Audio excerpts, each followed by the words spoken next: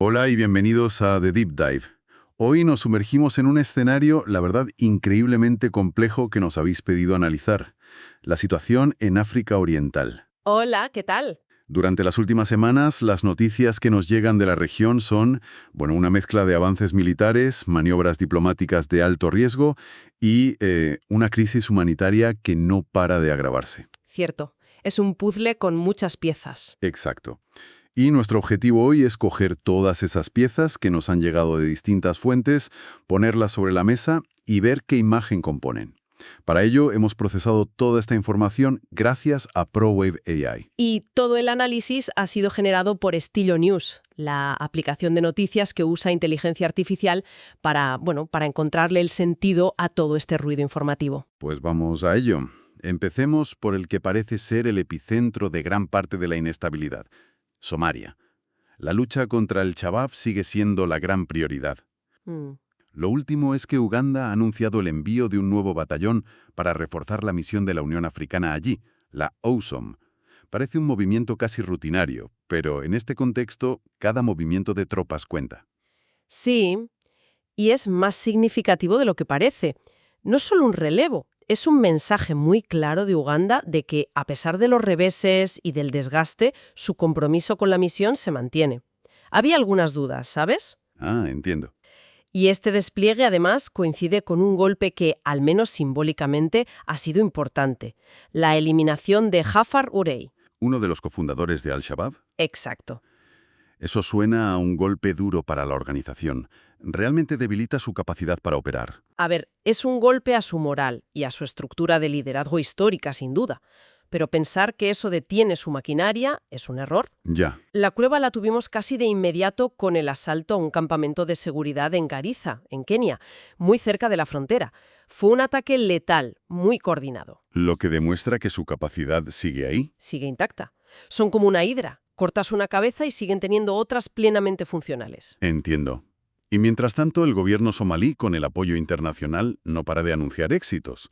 El ministro de Defensa ha hablado de 220 ataques aéreos desde febrero de 2025. Sí, los datos son abrumadores. Dicen que han degradado mucho la capacidad de Al-Shabaab y también del ISIS en la zona. Incluso la agencia de inteligencia, la NISA, informó de una operación en Middle Shabelle donde eliminaron a 23 militantes.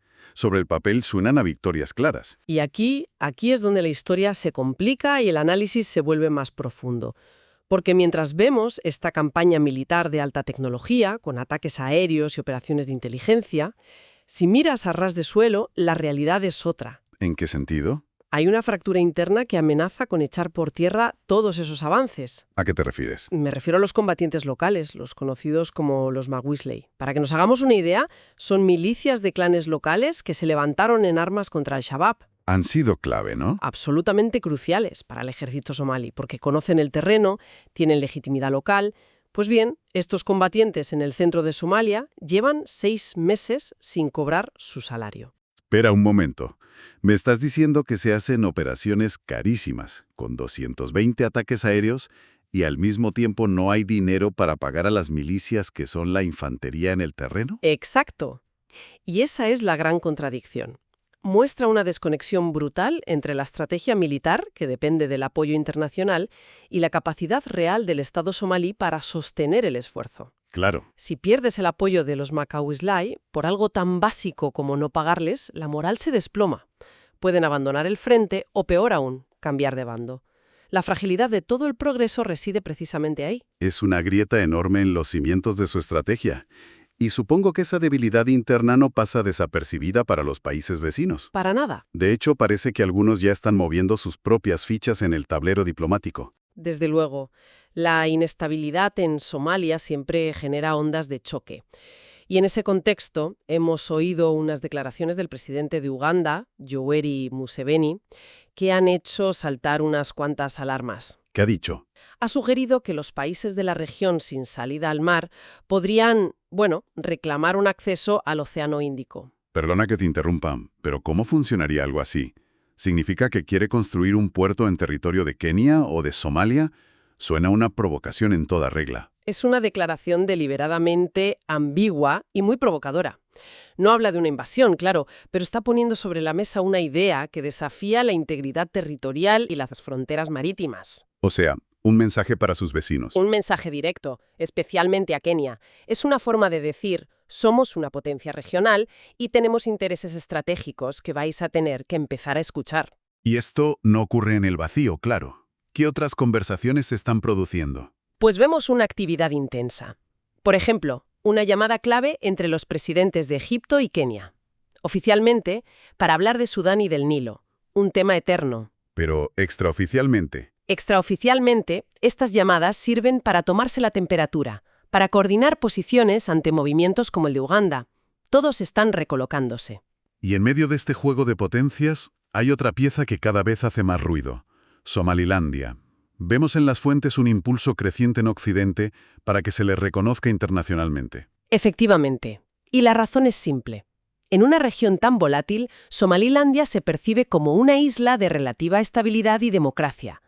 Ha logrado construir instituciones, tiene sus propias fuerzas de seguridad y hace poco afirmó tener ya el control total de su espacio aéreo. Para algunos países occidentales es una apuesta pragmática. Totalmente. Una apuesta por la estabilidad. Pero claro, esto para el gobierno de Somalia, en Mogadiscio, tiene que ser, una línea roja absoluta. Es el principal punto de fricción.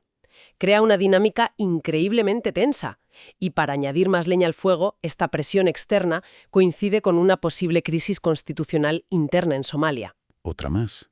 Sí, hay informes cada vez más insistentes de que el presidente, Hassan Sheikh Mohamud, podría estar buscando la manera de prorrogar su mandato más allá de 2026. Y la oposición ya se estará movilizando. Ya lo está haciendo. Y esto podría desestabilizar el país desde dentro, justo cuando es más vulnerable a las presiones de fuera. Un círculo vicioso. La debilidad interna invita a la injerencia externa, que a su vez agrava la inestabilidad. Pero parece que, en medio de toda esta tensión, la economía y la tecnología no se detienen. No, para nada.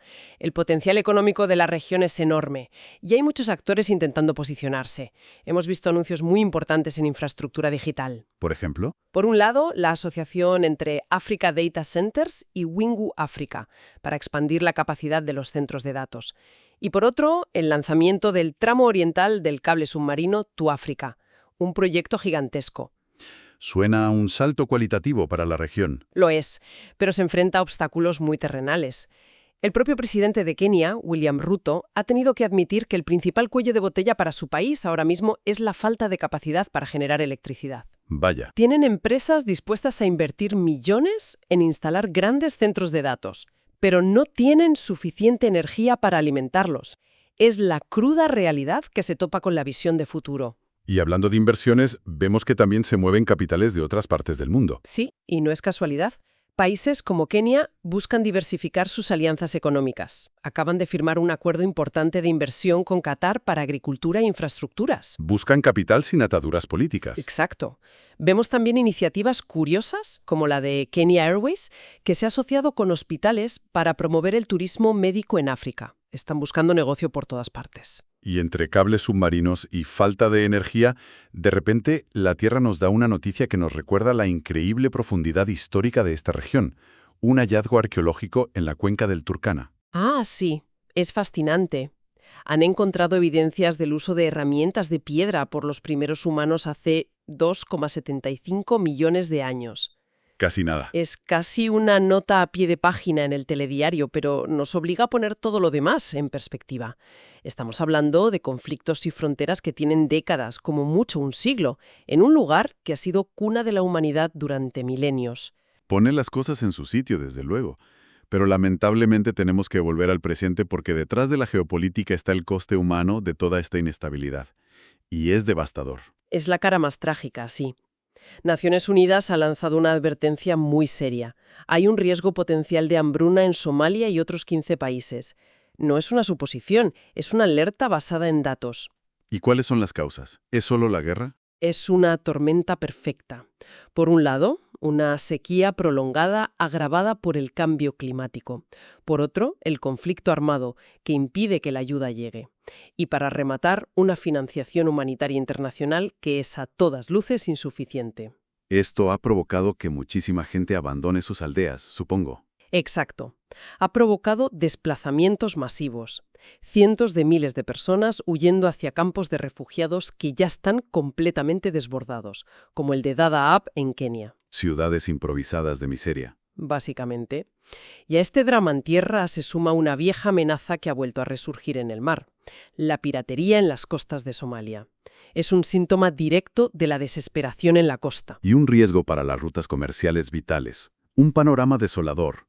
Vale, después de analizar todas estas piezas, si tuviéramos que quedarnos con lo esencial, ¿dónde deberíamos poner la lupa en las próximas semanas? Yo diría que hay 4 focos principales. El primero, sin duda, está dentro de Somalia. Hay que vigilar las consecuencias del posible intento del presidente de alargar su mandato.